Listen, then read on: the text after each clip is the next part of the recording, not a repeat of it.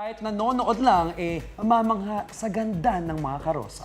Saka nakakadagdag pa dyan yung ayos mismo ng mga imahen, napakakulay at talagang buhay na buhay. Yan ang kwentong inalam ni Katrina Son. Isa-isang ipinuprosisyon ng mga karosang may sakay na malalaking santo. At binibigyang buhay ito ng mga dekorasyong bulaklak. Pero sa Paumbong, Bulacan, ang mga bulaklak na ipinapalamuti ni Rosario sa karosa, hindi nalalanta. Gawa man sa papel, kasintibay raw nito ang kanilang pananalig tuwing Semana Santa.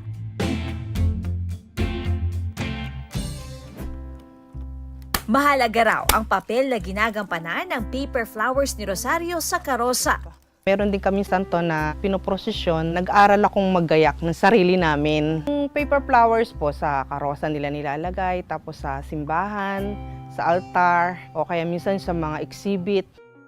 Dapat alam mo na paper lagang ang tawag ni Rosario sa kanyang mga obra. Hango ito sa lagang ng mga Cebuano o mga gawang kamay na bulaklak na yari sa chambered nautilus shell.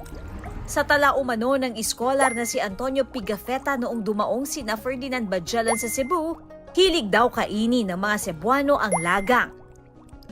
Ang ginagaya namin yung mga shell sa Cebu, paper naman yung sa akin. Pinatitigas ko po siya. Itsura po talaga niya parang shell. Pag malayo. Sa paggawa ng paper lagang, guguhit muna ng bulaklak gamit ang pattern. Saka papahiran ng wood glue at isusuot ang mga alambre sa pagitan ng dalawang papel. Kapag natuyo at tumigas na, saka ito gugupitin ng korteng bulaklak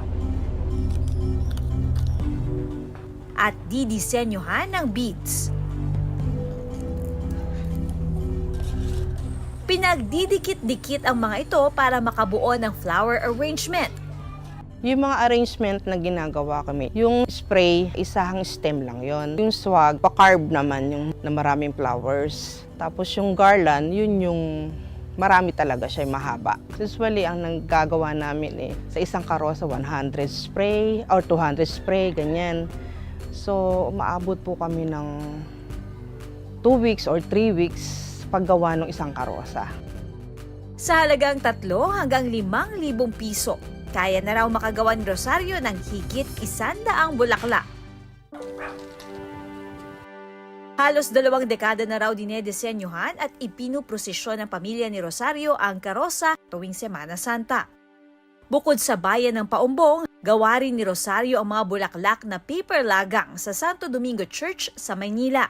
Yung paper flowers, matagalan siya Sa Holy Week naman, kasi ang procession is Wednesday, Friday, and Sunday. Yun, hindi na nila tinatanggal yun, nare-recycle pa nila hanggang sa susunod na mga taon.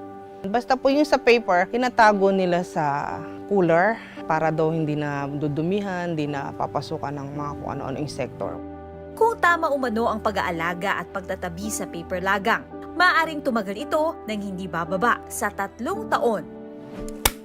Kasabay ng pagdedekorasyon ng mga bulaklak at pagsusuot ng magagarang damit sa mga santo.